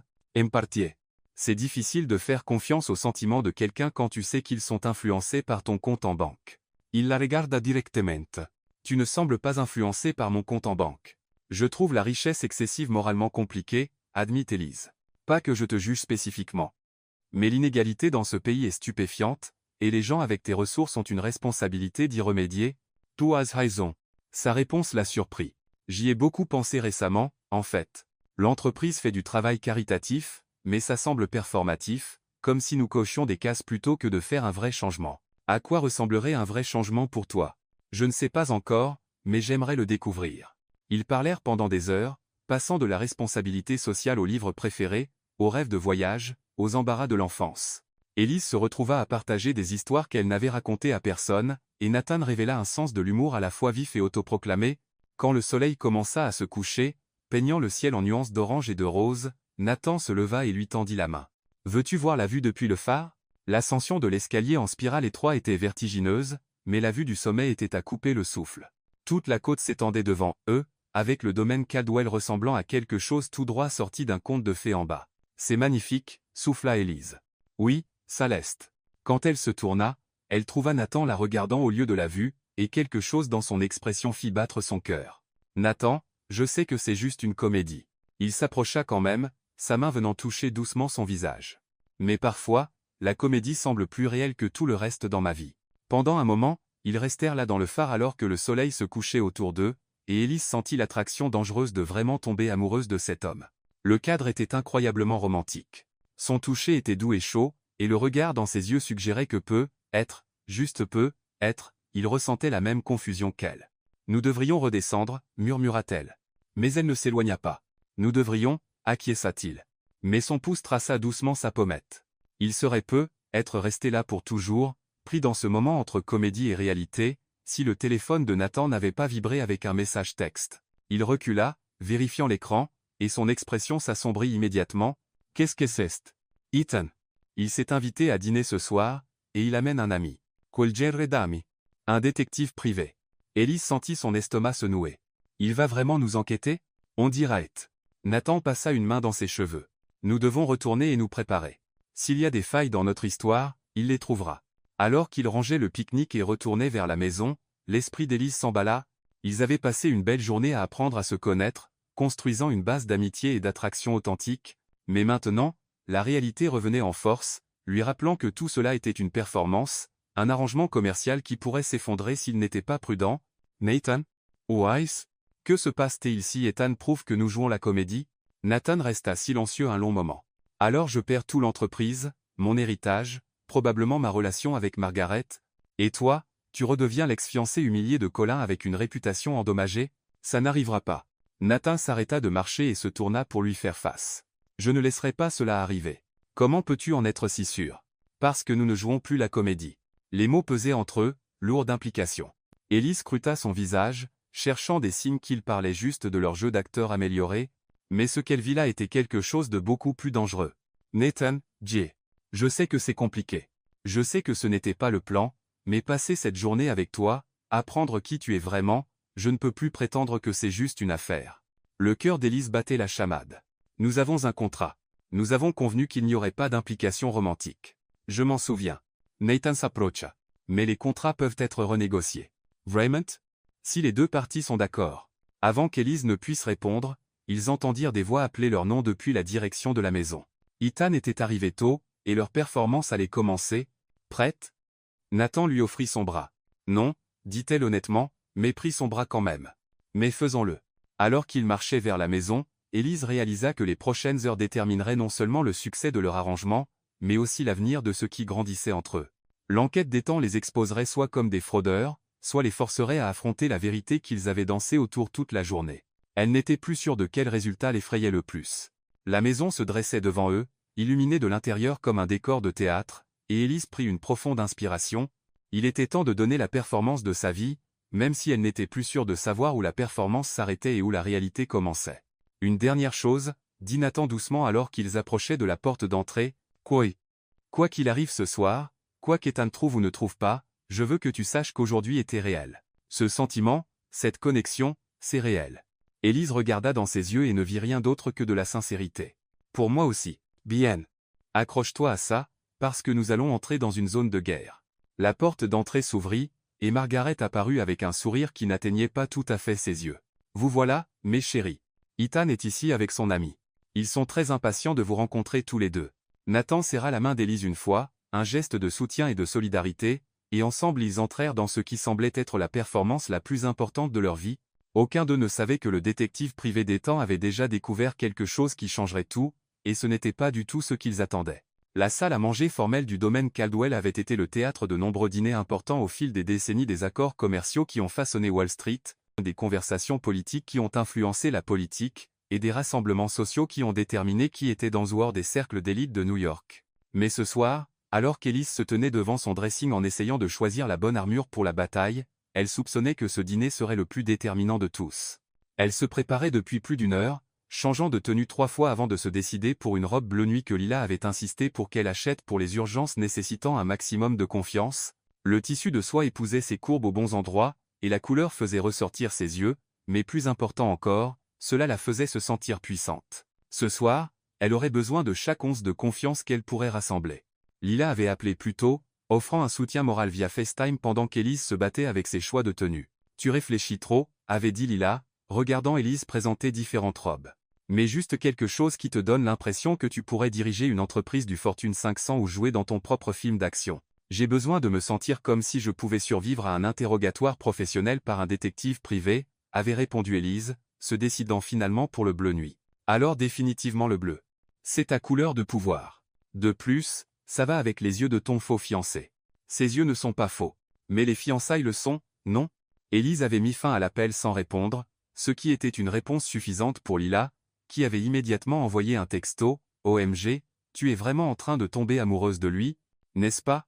Appelle-moi demain avec tous les détails. » Maintenant, alors qu'Élise appliquait une dernière couche de rouge à lèvres, elle se demandait si les soupçons de Lila étaient écrits sur tout son visage. Les derniers jours au domaine avaient brouillé toutes les lignes qu'elle avait essayé de tracer entre l'arrangement professionnel et les sentiments personnels. Chaque repas partagé, chaque conversation décontractée, chaque moment de rire sincère avait rendu plus difficile de se souvenir pourquoi elle était censée garder ses distances. Un léger coup à la porte communicante interrompit ses pensées. Entre, aplatait, elle, vérifiant son reflet une dernière fois. Nathan entra, et pendant un moment, ils se contentèrent de se regarder. Il portait un smoking noir parfaitement ajusté qui mettait en valeur ses larges épaules et sa silhouette élancée, ses cheveux noirs coiffés avec juste assez de désordre décontracté pour sembler sans effort. La tenue formelle le transformait du jeune homme détendu qu'elle apprenait à connaître en l'homme d'affaires puissant que le monde attendait de voir. Mais c'était le regard dans ses yeux lorsqu'il découvrit son apparence qui coupa le souffle d'Élise, pas l'appréciation calculée de quelqu'un jouant un rôle, mais la reconnaissance stupéfaite d'un homme voyant la femme qu'il aimait à son plus beau. « Tu es, commença-t-il, puis sembla perdre ses mots complètement. Comme si je pouvais gérer tout ce qu'Ethan nous lancera, suggéra-t-elle, bien que sa voix soit légèrement essoufflée. Comme la femme la plus belle que j'ai jamais vue, dit-il doucement, et la sincérité dans sa voix fit battre son cœur plusieurs fois, comme quelqu'un dont je serais fier d'avoir à mes côtés, même si c'était réel. Le mot réel pesait entre eux, chargé d'implications qu'aucun d'eux n'était tout à fait prêt à aborder. Nathan, J. Je sais, mauvais moment, mauvais endroit. Il passa une main dans ses cheveux, défaisant la coiffure parfaite. Mais j'avais besoin que tu saches, avant que nous descendions et affrontions ce qu'Ethan a prévu, que ce que j'ai dit plus tôt, n'était pas juste le stress qui parlait. Ces derniers jours, apprendre à te connaître, voir qui tu es vraiment au-delà de la façade professionnelle, ça a tout changé pour moi. Élise sentit ses murs soigneusement construits trembler. C'est compliqué. Les meilleures choses le sont généralement. Nous avons un contrat que nous avons écrit quand nous nous connaissions à peine, quand c'était juste un arrangement commercial entre étrangers qui avaient partagé un moment impulsif. Nathan s'approcha, ses yeux bleus intenses. Nous ne sommes plus des étrangers, Élise. Et ce moment au plaza ce n'était pas juste de l'impulsion, n'est-ce pas? Avant qu'elle ne puisse répondre, un autre coup retentit dans la pièce, cette fois depuis la porte principale. La voix de Margaret s'éleva avec un timing parfait. Les enfants, nos invités arrivent. Il est temps de faire votre entrée. Nathan offrit son bras à Élise avec un sourire ironique qui ne cachait pas tout à fait la vulnérabilité dans ses yeux. Prête à affronter le peloton d'exécution? Avec toi? Je pense que je peux tout gérer. Les mots sortirent plus honnêtes qu'elle ne l'avait prévu, et de la façon dont l'expression de Nathan s'adoucit, il entendit la vérité en eux. Ils descendirent le grand escalier ensemble, et Élise ne pouvait s'empêcher de sentir qu'ils descendaient dans un piège magnifique. Le hall en bas bourdonnait de conversations alors que divers membres de l'élite des Hamptons se mêlaient, les verres de champagne, captant la lumière du lustre en cristal, qui coûtait probablement plus que le salaire annuel de la plupart des gens. La scène ressemblait à quelque chose tout droit sorti d'un film, toutes robes élégantes, posture parfaite, et la richesse décontractée qui venait de générations de reproduction et d'investissements soigneux, mais son attention se porta immédiatement sur Ethan, qui se tenait près de la cheminée en marbre avec un homme mince aux yeux perçants, vêtu d'un costume coûteux, qui n'était clairement pas de leur cercle social habituel. L'étranger avait l'air de quelqu'un qui observait professionnellement silencieux, analytique, mémorisant des détails que les autres manquaient. Sa présence envoya un frisson dans le dos d'Élise. Nathan, Élise. Margaret apparut au bas des escaliers, resplendissante dans une soie vert émeraude qui complétait parfaitement ses cheveux argentés. Venez rencontrer nos invités. Tout le monde est simplement impatient de rencontrer la femme mystérieuse qui a capturé le cœur de notre Nathan. Les 30 minutes suivantes passèrent dans un flou d'introduction, de bavardage et d'observations prudentes. Les Langley et les Thornton étaient exactement ce qu'Élise attendait de la haute société des Hampton riches, bien éduqués, et intensément curieux de l'engagement soudain du milliardaire. Ils posaient des questions polies mais sondantes sur son passé, sa famille, sa carrière, tout en maintenant le vernis des politesses sociales que les riches avaient perfectionné sur des générations. C'est si rafraîchissant de rencontrer une femme avec sa propre carrière, commenta Madame Langley en discutant du journalisme d'Élise. Trop de jeunes femmes aujourd'hui semblent penser que le mariage est un plan de retraite. J'ai toujours cru que les couples les plus intéressants sont ceux où les deux partenaires ont quelque chose de précieux à contribuer à la conversation, répondit Élise diplomatiquement. Qu'est-ce qui vous a attiré vers le journalisme? Le désir de raconter des histoires qui comptent, de mettre en lumière des choses que les puissants préféraient garder dans l'ombre. Elle surprit Ethan observant cet échange avec un intérêt particulier, comme s'il cataloguait chaque mot pour une analyse future. Nathan était parfait à ses côtés, jouant le rôle du fiancé dévoué avec juste le bon équilibre d'affection et de protection. Il gardait une main sur le bas de son dos, se penchant occasionnellement pour murmurer quelque chose qui la faisait rire sincèrement, et répondait à chaque question sur leur relation avec une affection convaincante. Pour tout observateur, ils semblaient être un couple totalement épris l'un de l'autre, ce qui devenait de moins en moins une performance et de plus en plus une réalité à chaque instant qui passait. Comment s'est passée la demande en mariage? Demanda Madame Thornton avec la curiosité avide de quelqu'un qui vivait par procuration les moments romantiques des autres. Nathan et Élise échangèrent un regard. Ils n'avaient pas préparé cette question. C'était spontané, dit Nathan prudemment. Nous nous promenions dans Central Park, discutant de notre avenir. Et j'ai réalisé que je ne pouvais pas imaginer le mien sans elle. Comme c'est romantique. Vous êtes-vous mis à genoux? En fait, intervint Élise, il s'est juste arrêté de marcher, a pris mes mains, et m'a demandé si je voulais passer le reste de ma vie à débattre avec lui de tout, de l'éthique des affaires à la meilleure pizza de Manhattan. Et j'ai dit oui parce que quelqu'un doit le garder humble, ajouta-t-elle, elle, suscitant un rire sincère du groupe. Ça ressemble tout à fait à Nathan, dit Margaret avec un plaisir évident. Il n'a jamais été du genre à faire de grands gestes, mais ces moments réfléchis valent une douzaine de roses, mais tout au long, Élise sentait Ethan les observer avec des yeux calculateurs, et son compagnon, présenté simplement comme M. L'un, un ami de la famille, semblait cataloguer chaque mot, chaque geste, chaque micro-expression avec un intérêt professionnel. Chaque fois qu'elle jetait un coup d'œil dans sa direction, elle le trouvait en train de les étudier avec l'intensité d'un scientifique examinant des spécimens au microscope. M. L'un, dit-elle pendant un moment de calme dans la conversation. Dans quelle branche travaillez-vous? Recherche et analyse, répondit-il avec aisance. J'aide les gens à comprendre des situations complexes en examinant les preuves et en tirant des conclusions. C'è la semble fascinante. Quel genre de preuves? Toutes sortes de dossiers financiers, modèles de communication, analyse comportementale. C'est incroyable ce que l'on peut apprendre sur les gens quand on sait comment regarder. La menace implicite dans ces mots était claire. même enveloppé dans une conversation polie. Le dîner est servi, annonça Winston avec un timing impeccable, apparaissant dans l'encadrement de la porte avec la posture parfaite qui venait de décennies de service auprès des extrêmement riches. La table de la salle à manger aurait pu accueillir confortablement 20 personnes, mais ce soir, elle était dressée pour 10, avec assez de cristal, de porcelaine et d'argent pour approvisionner un petit musée. Margaret avait stratégiquement placé Élise et Nathan en face d'Ethan et de M. L'un, garantissant un maximum d'opportunités d'observation pendant le repas. Chaque couvert était parfaitement disposé. Chaque verre d'eau rempli au niveau précis. Chaque serviette pliée avec une précision militaire. Le premier plat passa assez paisiblement une soupe de courge musquée qui avait le goût de l'automne dans un bol, accompagnée d'un vin qui coûtait probablement plus que le salaire mensuel de la plupart des gens. La conversation tourna autour de sujets sûrs pour une compagnie mixte, la récente exposition d'art au Mai, la régate caritative à venir, les développements politiques affectant les marchés financiers. Je comprends que vous travaillez sur une pièce d'investigation sur la transparence des entreprises, dit M. Langlais à Élise. Sujet fascinant, surtout dans le climat actuel, c'est vrai. Le défi est de trouver des sources prêtes à témoigner sur des pratiques douteuses. Le lancement d'alertes en entreprise comporte des risques personnels et professionnels significatifs, et pourtant, vous poursuivez ces histoires quand même, observa M. Lynn.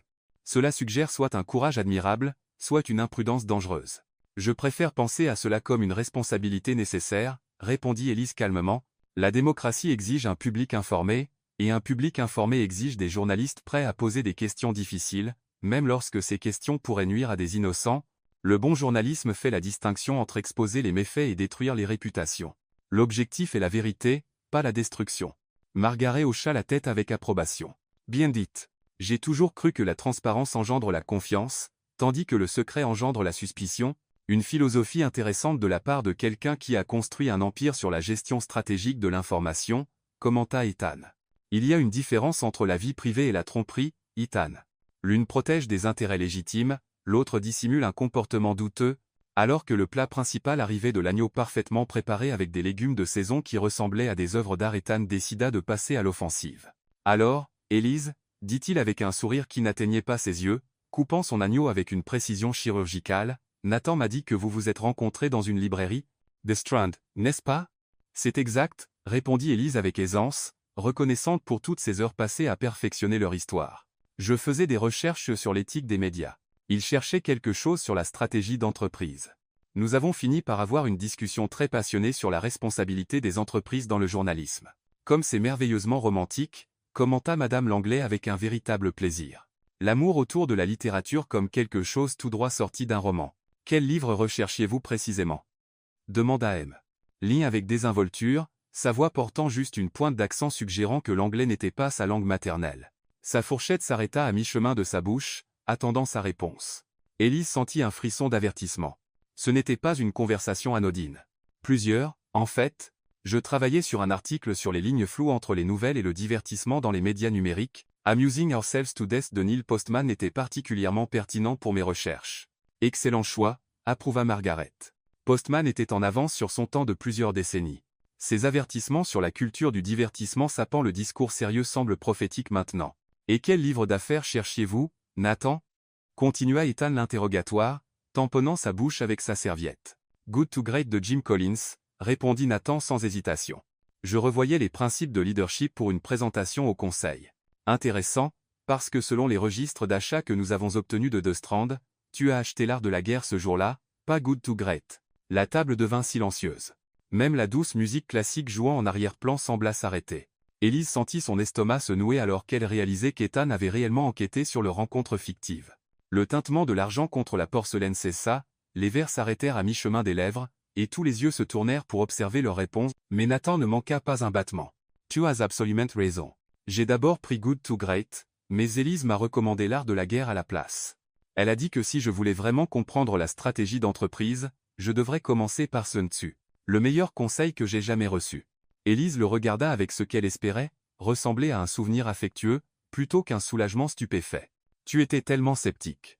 Tu disais que la stratégie militaire n'avait rien à voir avec le leadership d'entreprise.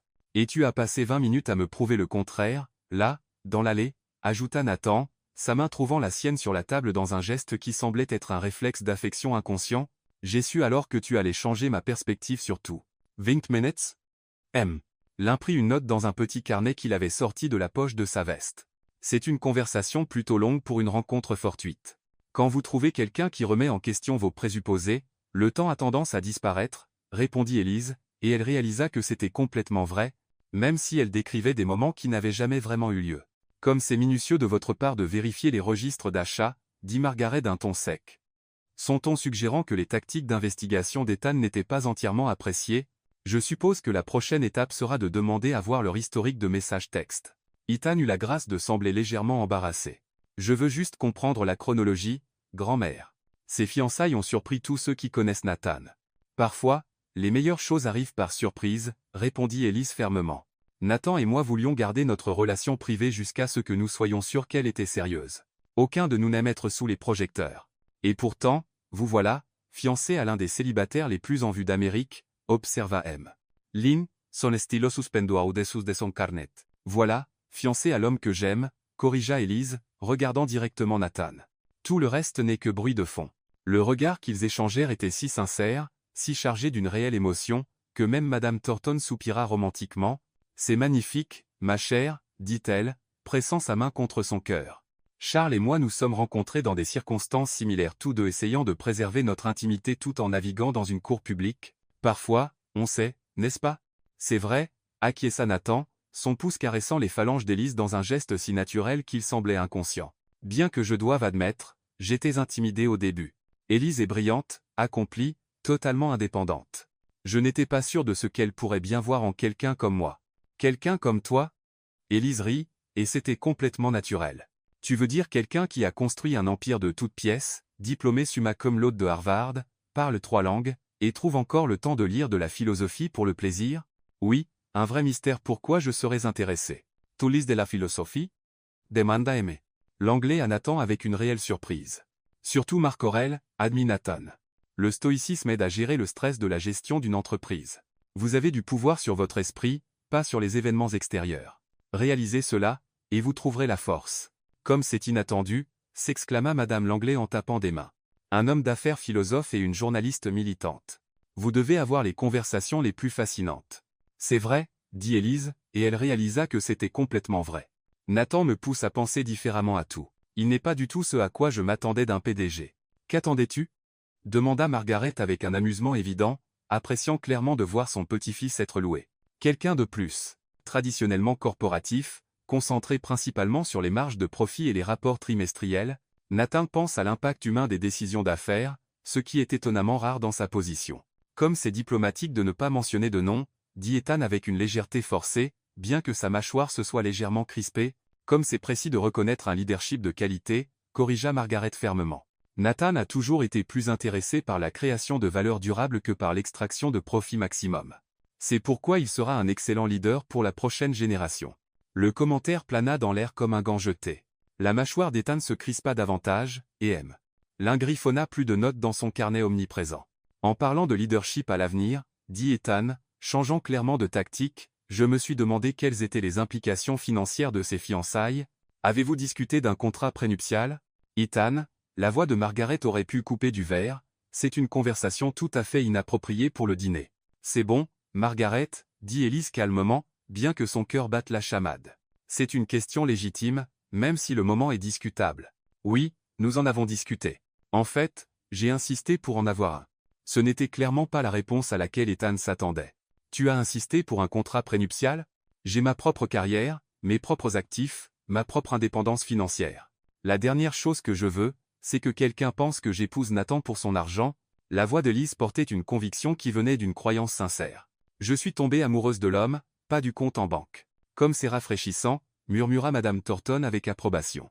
Tant de jeunes femmes aujourd'hui semblent considérer le mariage comme une stratégie financière plutôt qu'un engagement émotionnel.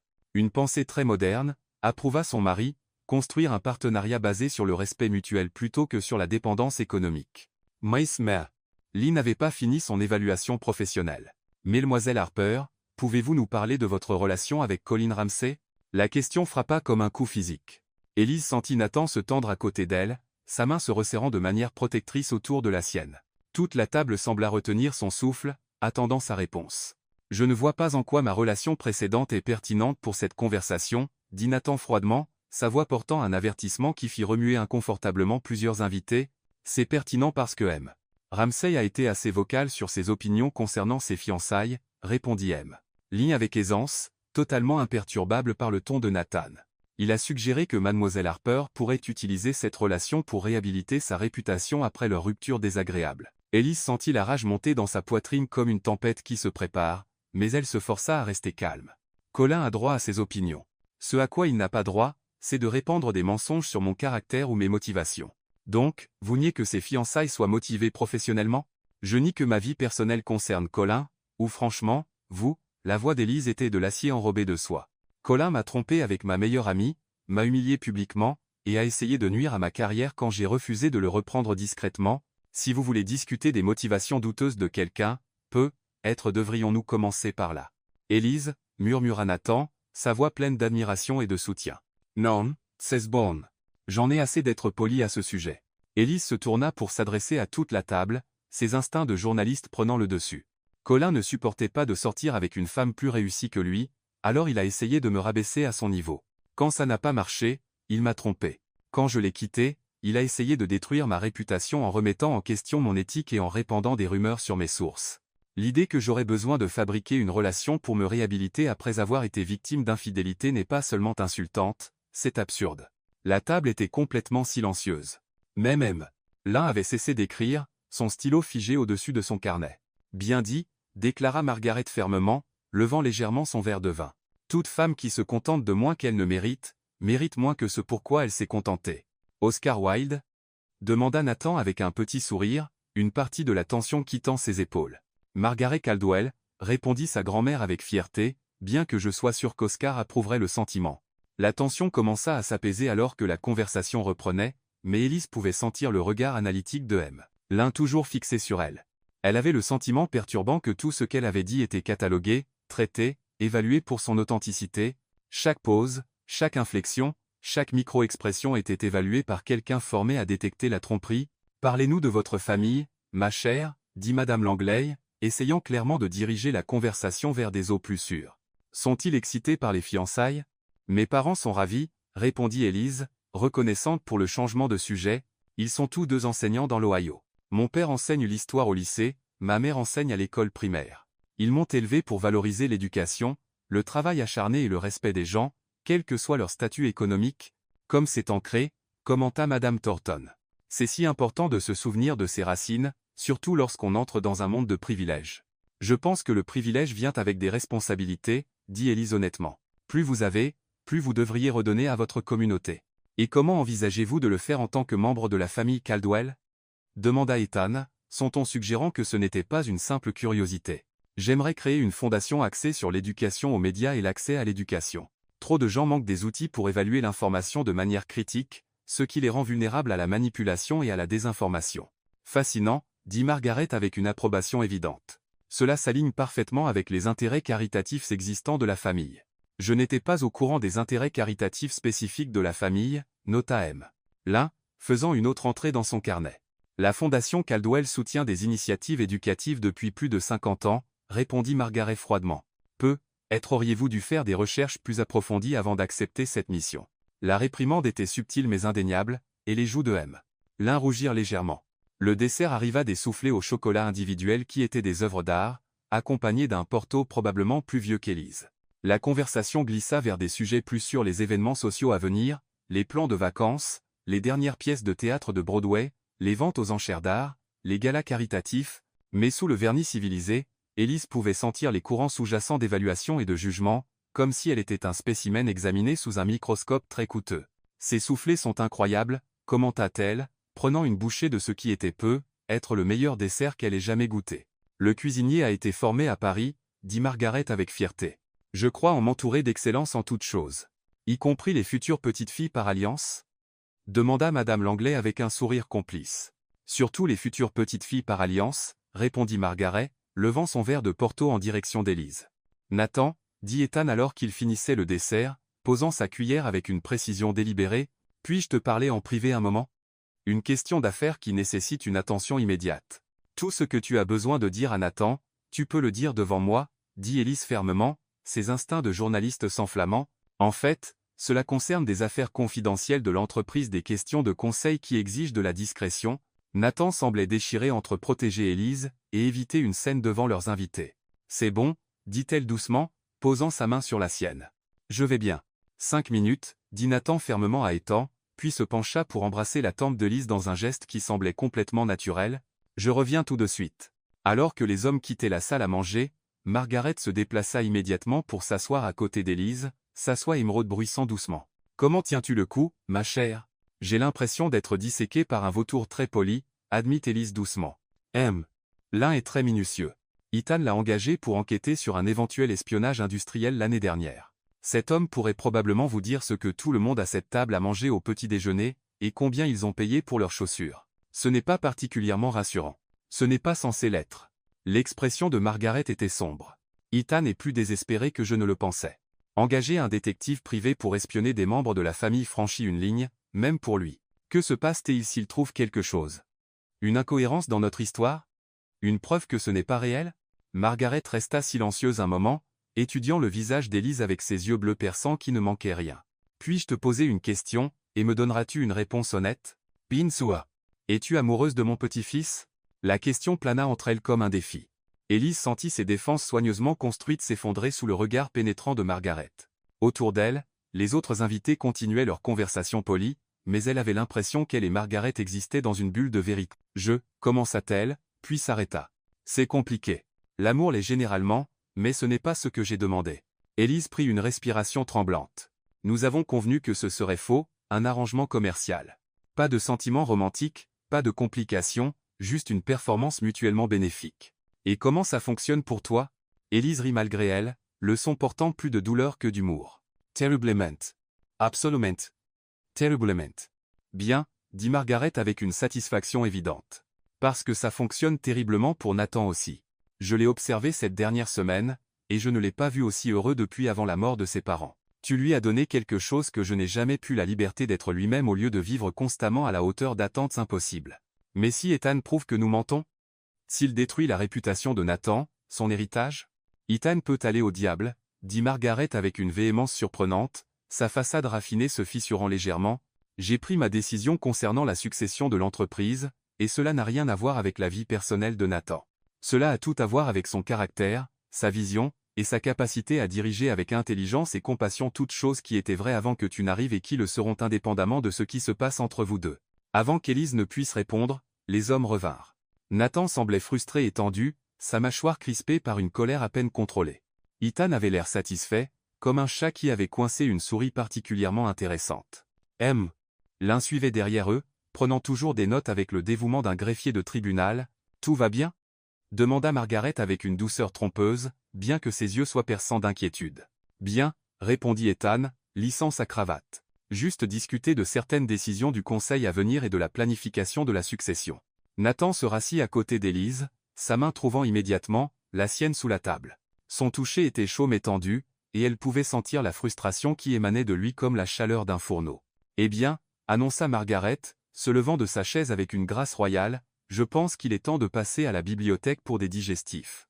Winston a préparé une belle sélection de cognac et de liqueurs qui ont vieilli plus longtemps que certains de nos invités. Alors qu'il quittait la salle à manger, l'un s'approcha directement d'Élise pour la première fois de la soirée, son carnet glissé sous son bras comme une arme. Mademoiselle Harper, puis-je vous parler un instant?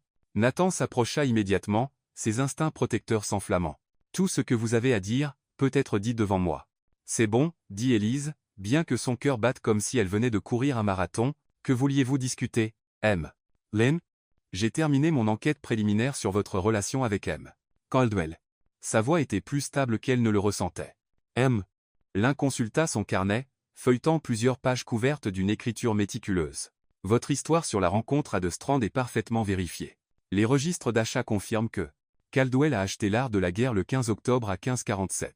Le reçu montre également qu'il a acheté un café au café de la librairie à 15h52. Élise ressentit un moment de confusion qui dut se voir sur son visage. Ils avaient inventé toute cette histoire.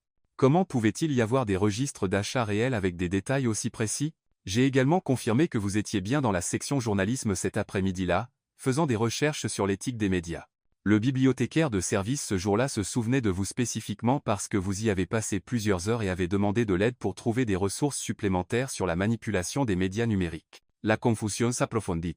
Élise avait été à De Strand ce jour-là. Elle s'en souvenait clairement maintenant qu'il le mentionnait, mais elle n'avait aucun souvenir d'avoir vu Nathan là. Bah, aucun souvenir d'avoir fait tomber un livre ou d'avoir eu une conversation sur la stratégie d'entreprise. Votre historique de rencontres ultérieures semble également complètement authentique. Réservation de dîner à Lombardise au nom de M. Caldwell pour le 22 octobre. Un débit sur sa carte de crédit à la boutique de cadeaux du pont de Brooklyn le 12 novembre, probablement lorsque vous avez visité son endroit préféré pour votre premier baiser. Élise sentit le monde basculer autour d'elle, comme si elle se tenait sur le pont d'un bateau en pleine tempête. Chaque détail de leur histoire d'amour fictive soigneusement construite était confirmé par des preuves réelles. C'était impossible sauf si. De plus, continua l'un, inconscient de sa confusion croissante, j'ai parlé à plusieurs de vos collègues aux tribunes, ils ont confirmé que vous avez été visiblement plus heureuse ces derniers mois, bien que vous ayez été très discrète sur votre vie personnelle. Un collègue a mentionné que vous aviez commencé à porter un collier particulier régulièrement, le même collier que vous portez ce soir. La main d'Élise vola à sa gorge, où une délicate chaîne en argent portait un petit pendentif que sa grand-mère lui avait donné il y a des années. Elle le portait presque tous les jours depuis la mort de sa grand-mère, mais d'une manière ou d'une autre, M. L'un l'avait intégré à leur récit fictif comme preuve de leur relation. J'ai également obtenu vos relevés téléphoniques, continua M. L'un, et j'ai trouvé un schéma de communication régulière entre vous et M. Caldwell remontant à 7 mois messages texte, appels téléphoniques, même quelques conversations assez longues tard dans la nuit. C'était impossible. Élise savait avec certitude qu'elle n'avait jamais eu le numéro de téléphone de Nathan avant que leur arrangement ne commence. Elle se serait souvenue d'avoir envoyé des messages à un PDG milliardaire. Les preuves soutiennent de manière écrasante vos affirmations d'une relation à long terme authentique que vous avez gardée privée jusqu'à récemment. Je n'ai trouvé aucune indication de tromperie, de motivation financière ou de fabrication récente. Ethan avait l'air de quelqu'un à qui on venait de dire que la Terre était plate. C'est impossible. Vous avez dû manquer quelque chose. Je suis très minutieux, M. Caldwell. S'il y avait une tromperie à trouver, je l'aurais trouvée. M. L'un ferma son carnet avec finalité. Mon opinion professionnelle est que ces fiançailles sont entièrement légitimes. Mais le timing, la soudaineté, protesta Ethan, sa voix s'élevant légèrement, le timing suggère deux personnes qui valorisent leur vie privée décidant enfin de rendre leur relation publique, rien de plus, rien de moins. M. L'un rangea son carnet dans la poche de sa veste. Peut être déclenché par des circonstances extérieures qui rendaient la confidentialité continue intenable. Margaret semblait absolument ravie, son sourire assez aiguisé pour couper du verre. Eh bien, cela règle la question, n'est-ce pas? Mais Élise vacillait, son esprit s'emballant avec des possibilités impossibles. Comment leur histoire fictive pouvait-elle être soutenue par des preuves réelles? Des relevés téléphoniques qui n'existaient pas? Des réservations de restaurants qu'elle n'avait jamais faites? Nathan, dit-elle doucement, puis-je te parler seul? Ils s'excusèrent dans un petit salon attenant à la bibliothèque. Fermant la porte derrière eux, Élise se tourna pour faire face à Nathan, son esprit tourbillonnant de questions qui semblaient n'avoir aucune réponse logique. Les preuves, dit-elle sans préambule. Les relevés téléphoniques, les réservations de restaurants, la chronologie. Comment tout cela est-il possible? Nous avons inventé toute cette histoire. Nathan passa une main dans ses cheveux, semblant nerveux pour la première fois de la soirée. À ce sujet. Nathan, que ne me dis-tu pas? Il resta silencieux un long moment, fixant une peinture au mur comme si elle contenait les réponses à l'univers. Je n'ai pas inventé cette histoire. Je veux dire, je l'ai embellie, créé des dialogues qui n'ont jamais eu lieu, mais le cœur de l'histoire était réel. Qu'est-ce que tu veux dire? La voix d'Élise était tranchante, ses instincts de journaliste s'enflammant. Nathan se tourna pour lui faire face directement, ses yeux bleus sérieux. J'étais à De Strand ce jour-là, le 15 octobre. Je t'ai vu dans la section journalisme. Faisant des recherches sur l'éthique, tu as fait tomber un livre. Tous les hommes du président et je l'ai ramassé pour toi. Les yeux d'Élise s'écarquillèrent alors qu'un vague souvenir émergeait, comme quelque chose remontant des profondeurs de l'eau. L'homme dans la section affaires. C'était moi. Nous avons parlé pendant peu, être 5 minutes de Woodward et Bernstein, du journalisme d'investigation, de l'importance de tenir les puissants responsables. Et puis tu as reçu un appel de ton rédacteur et tu as dû partir. Mais je n'ai pas pu oublier. Tu m'as suivi? Son ton était un mélange d'incrédulité et d'accusation. Pas suivi. Mais j'ai être gardé un œil sur toi, tes articles, ta carrière, tes progrès. J'ai commencé à lire tout ce que tu écrivais. Quand tu t'es fiancé à Colin, j'ai été ridiculement déçu. Quand cela s'est terminé, je me suis senti coupable d'être soulagé. Élise s'enfonça dans un fauteuil, assimilant cette révélation. Donc, quand je t'ai giflé au plaza, ce n'était pas la première fois que je t'avais vu. C'était juste la première fois que j'avais une excuse pour te parler à nouveau. Tu as manipulé toute cette situation. Non. Nathan s'agenouilla à côté de son fauteuil, ses mains couvrant les siennes. La gifle était réelle. Ta colère était réelle. L'humiliation de Colin était réelle. J'ai juste profité d'une opportunité pour te protéger et apprendre à te connaître en même temps. En ne te disant pas toute la vérité. Il y a une différence. Élise retira ses mains, se levant pour faire les 100 pas dans la petite pièce. Mais les relevés téléphoniques, les réservations de restaurants M. Lynn a dit qu'il y avait des preuves de communication remontant à des mois. Nathan sembla mal à l'aise. J'ai être créé certaines de ces preuves après que nous ayons conclu notre accord. J'ai appelé ton téléphone quelques fois quand je savais que tu ne répondrais pas. Laissé des messages vocaux qui apparaîtraient dans les registres. Fait des réservations de restaurants sous nos deux noms et ensuite annulé. Créer une piste papier qui soutiendrait notre histoire si quelqu'un enquêtait. C'est en fait brillant, dit Élise malgré elle. Et complètement manipulateur. Je nous protégeais, nous deux. Je savais qu'Ethan fouillerait, et je voulais m'assurer que notre histoire tiendrait sous examen. Mais pourquoi ne m'as-tu pas dit? Parce que j'avais peur que tu penses exactement ce que tu penses maintenant que je t'ai manipulé dans cette situation. Élise arrêta de faire les 100 pas, le regardant directement. Ne l'as-tu pas fait? En partie, oui, mais pas comme tu le penses. Nathan se leva également, sa voix urgente. Oui, je t'ai remarqué avant que nous nous rencontrions officiellement. Oui, j'étais attiré par toi avant que notre arrangement ne commence. Oui, j'ai créé des preuves pour soutenir notre histoire de couverture. Mais tout ce qui s'est passé entre nous depuis les conversations, les rires, la façon dont tu me pousses à être meilleur, ce que je ressens quand je suis avec toi, tout cela est complètement sincère. Comment puis-je le savoir? Comment puis-je savoir si tout cela est réel et pas juste une extension de ta manipulation? Parce que tu me connais maintenant. Vraiment. Nathan s'approcha, sa voix passionnée. Tu as vu au-delà de la persona publique pour voir qui je suis vraiment. Tu as rencontré ma famille, vu mes vulnérabilités, entendu mes peurs. Tu m'as vu à mon pire et à mon meilleur. Quelqu'un qui te manipulait révélerait-il tout cela? Élise y réfléchit. Il avait raison. Le Nathan dont elle était venue à se soucier au cours de la dernière semaine n'était pas le PDG. Poli du gala du Plaza. Il était complexe, réfléchi, parfois insécure, souvent drôle, et complètement différent de ce qu'elle avait attendu. Ces moments de vulnérabilité, de connexion sincère, ne pouvaient pas tous avoir été calculés. Les réservations de dîner, le reçu du pont de Brooklyn. J'ai être recréé certains des rendez-vous que j'imaginais avoir avec toi, admit-il. Quand nous construisions notre fausse histoire, j'ai utilisé de vrais endroits où j'avais réellement voulu t'emmener. Des endroits dont j'avais rêvé de t'emmener pendant ces mois où je lisais tes articles et me demandais ce que ce serait de te connaître. C'est soit incroyablement romantique, soit incroyablement effrayant. J'espérais romantique. Malgré tout, Élise sentit un sourire tirer sur ses lèvres. Tout est faux. Complètement, mais je suis fou de toi, Élise. Je t'aime. Les mots planèrent entre eux, simples et compliqués à la fois. Je sais que c'est rapide. Je sais que c'est désordonné. Je sais que nous avons commencé cela comme un faux arrangement construit sur ma manipulation et ton désespoir professionnel. Mais ce que je ressens pour toi est la chose la plus réelle que j'ai jamais vécue. Élise sentit son cœur s'arrêter, puis repartir à double vitesse. Tu ne peux pas juste dire ça. Pourquoi pas? C'est vrai. Parce que ça change tout. Bien. Je veux tout changer.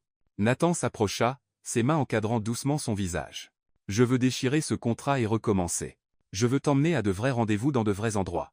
Je veux te présenter aux gens comme ma petite amie, pas ma fausse fiancée. Je veux m'endormir à côté de toi et me réveiller avec toi et avoir des démonstrations publiques d'affection totalement inappropriées qui font lever les yeux au ciel de ma grand-mère. Élise sentit des larmes monter dans ses yeux. Et si ça ne marche pas? Et si nous sommes trop différents? Ou si la pression des médias le détruit? Ou si ta famille ne m'accepte pas vraiment? Ou si ça marche? Et si nous sommes parfaits l'un pour l'autre et que nous sommes trop effrayés pour le découvrir?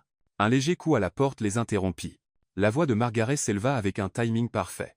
Les enfants, je déteste interrompre, mais nos invités se préparent à partir, ils aimeraient dire au revoir. Nathan et Élise se regardèrent, le poids de la conversation inachevée pesant entre eux comme un pont à moitié construit. Que leur dis-je? Demanda Élise, sa voix à peine au-dessus d'un murmure. Dis-leur ce qui te semble vrai. Ils retournèrent à la bibliothèque, où Ethan se tenait avec une frustration à peine dissimulée tandis que l'un rangeait son carnet avec une efficacité professionnelle. Les autres invités se préparaient effectivement à partir, rassemblant sac à main et étole tout en faisant le genre de conversation polie de départ que les riches avaient perfectionné sur des générations. Merci pour une soirée charmante, Margaret, dit chaleureusement Madame Langley, embrassant leur hôtesse. Et félicitations encore à vous deux. Quel couple merveilleux vous formez? Merci, répondit Élise, acceptant les étreintes et les poignées de main des invités partants. C'était merveilleux de vous rencontrer tous. Vous devez venir à notre déjeuner caritatif le mois prochain, insista Madame Thornton. J'aimerais en savoir plus sur vos idées de fondation. Je serais honoré. Ethan s'approcha en dernier, son expression soigneusement neutre mais ses yeux froids de frustration. Bien joué, dit-il doucement, sa voix portant des nuances de respect à contre-cœur et de colère à peine dissimulée. Je vous ai sous-estimés tous les deux. Ce n'était jamais un jeu, Ethan, répondit Nathan fermement, son bras glissant de manière protectrice autour de la taille d'Élise. Vraiment? Le sourire d'Ethan était assez aiguisé pour couper. Mais je suppose que ça n'a plus d'importance maintenant. Tu as gagné ce round, Nathan. Profite de ta victoire. Souviens-toi juste que gagner n'est pas la même chose que mériter. Et qu'est-ce que je n'ai pas mérité, exactement? Demanda Nathan, sa voix dangereusement calme. Tout ce qui t'a été donné toute ta vie, l'entreprise, l'héritage, le favoritisme de Margaret. Tu n'as jamais eu à te battre pour quoi que ce soit. Tu n'as jamais eu à faire tes preuves comme le reste d'entre nous. Tu penses que je n'ai pas eu à faire mes preuves? La voix de Nathan était incrédule.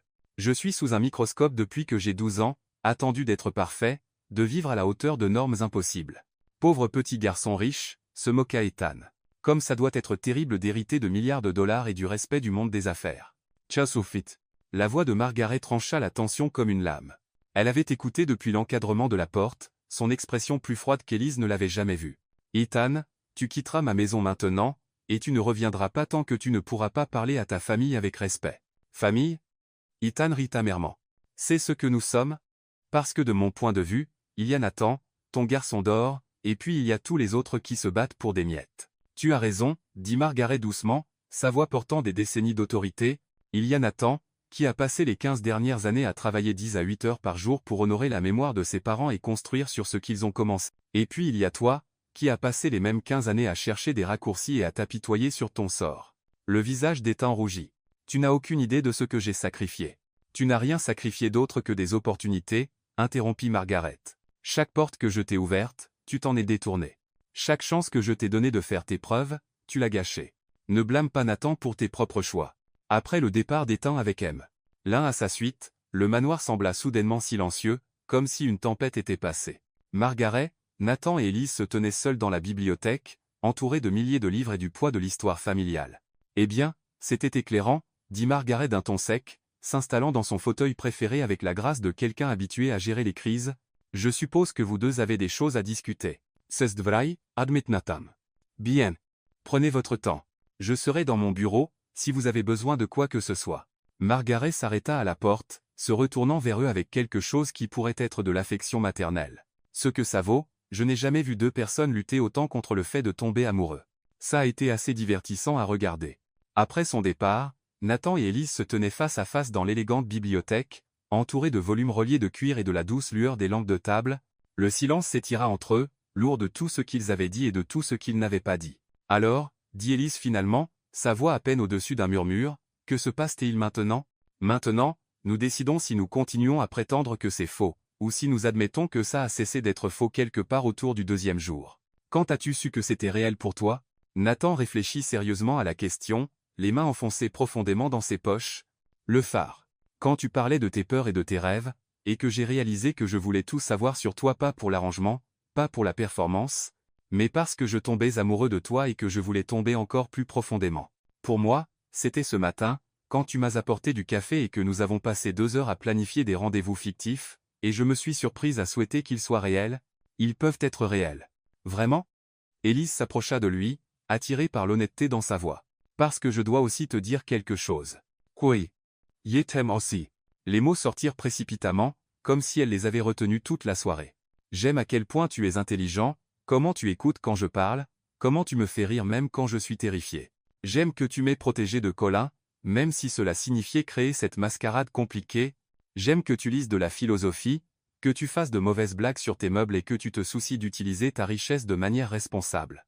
Le sourire de Nathan était éclatant, transformant tout son visage. Vraiment? Vraiment.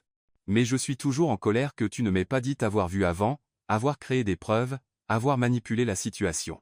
C'est juste. Je me rattraperai. Comment? En t'emmenant à la vraie version de chaque faux rendez-vous que nous avons planifié, à commencer par ce restaurant italien à Little Italy ce soir, si tu veux. Il est presque minuit. Alors demain, ou la semaine prochaine, Ou quand tu seras prête à me laisser te courtiser correctement? Élise rit, se sentant plus légère qu'elle ne l'avait été depuis des mois. Me courtiser?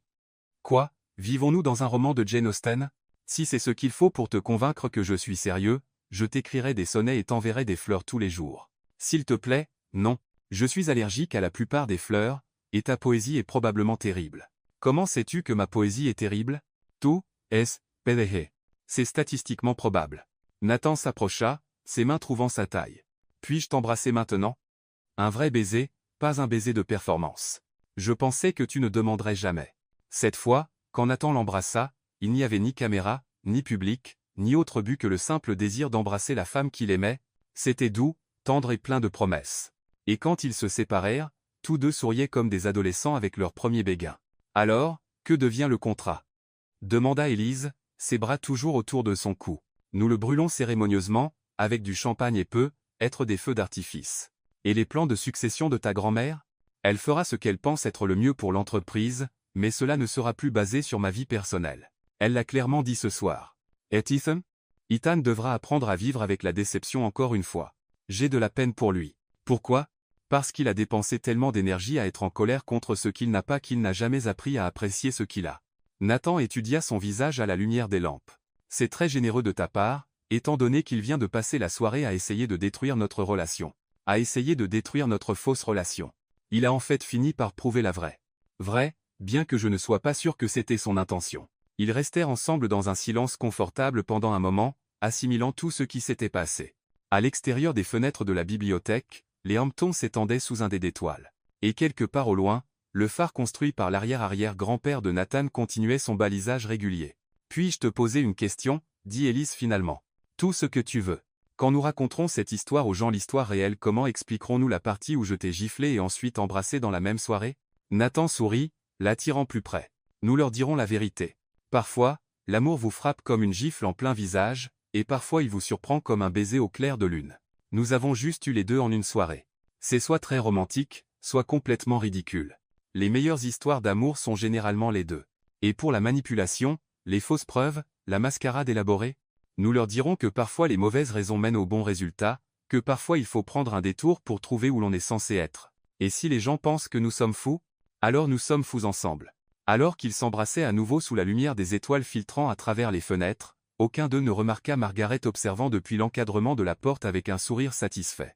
Elle avait orchestré ce résultat depuis le moment où elle avait insisté pour le séjour de 2 semaines, mais elle était ravie de voir que son petit-fils et sa partenaire brillante, têtue et parfaite, avaient finalement compris par eux-mêmes.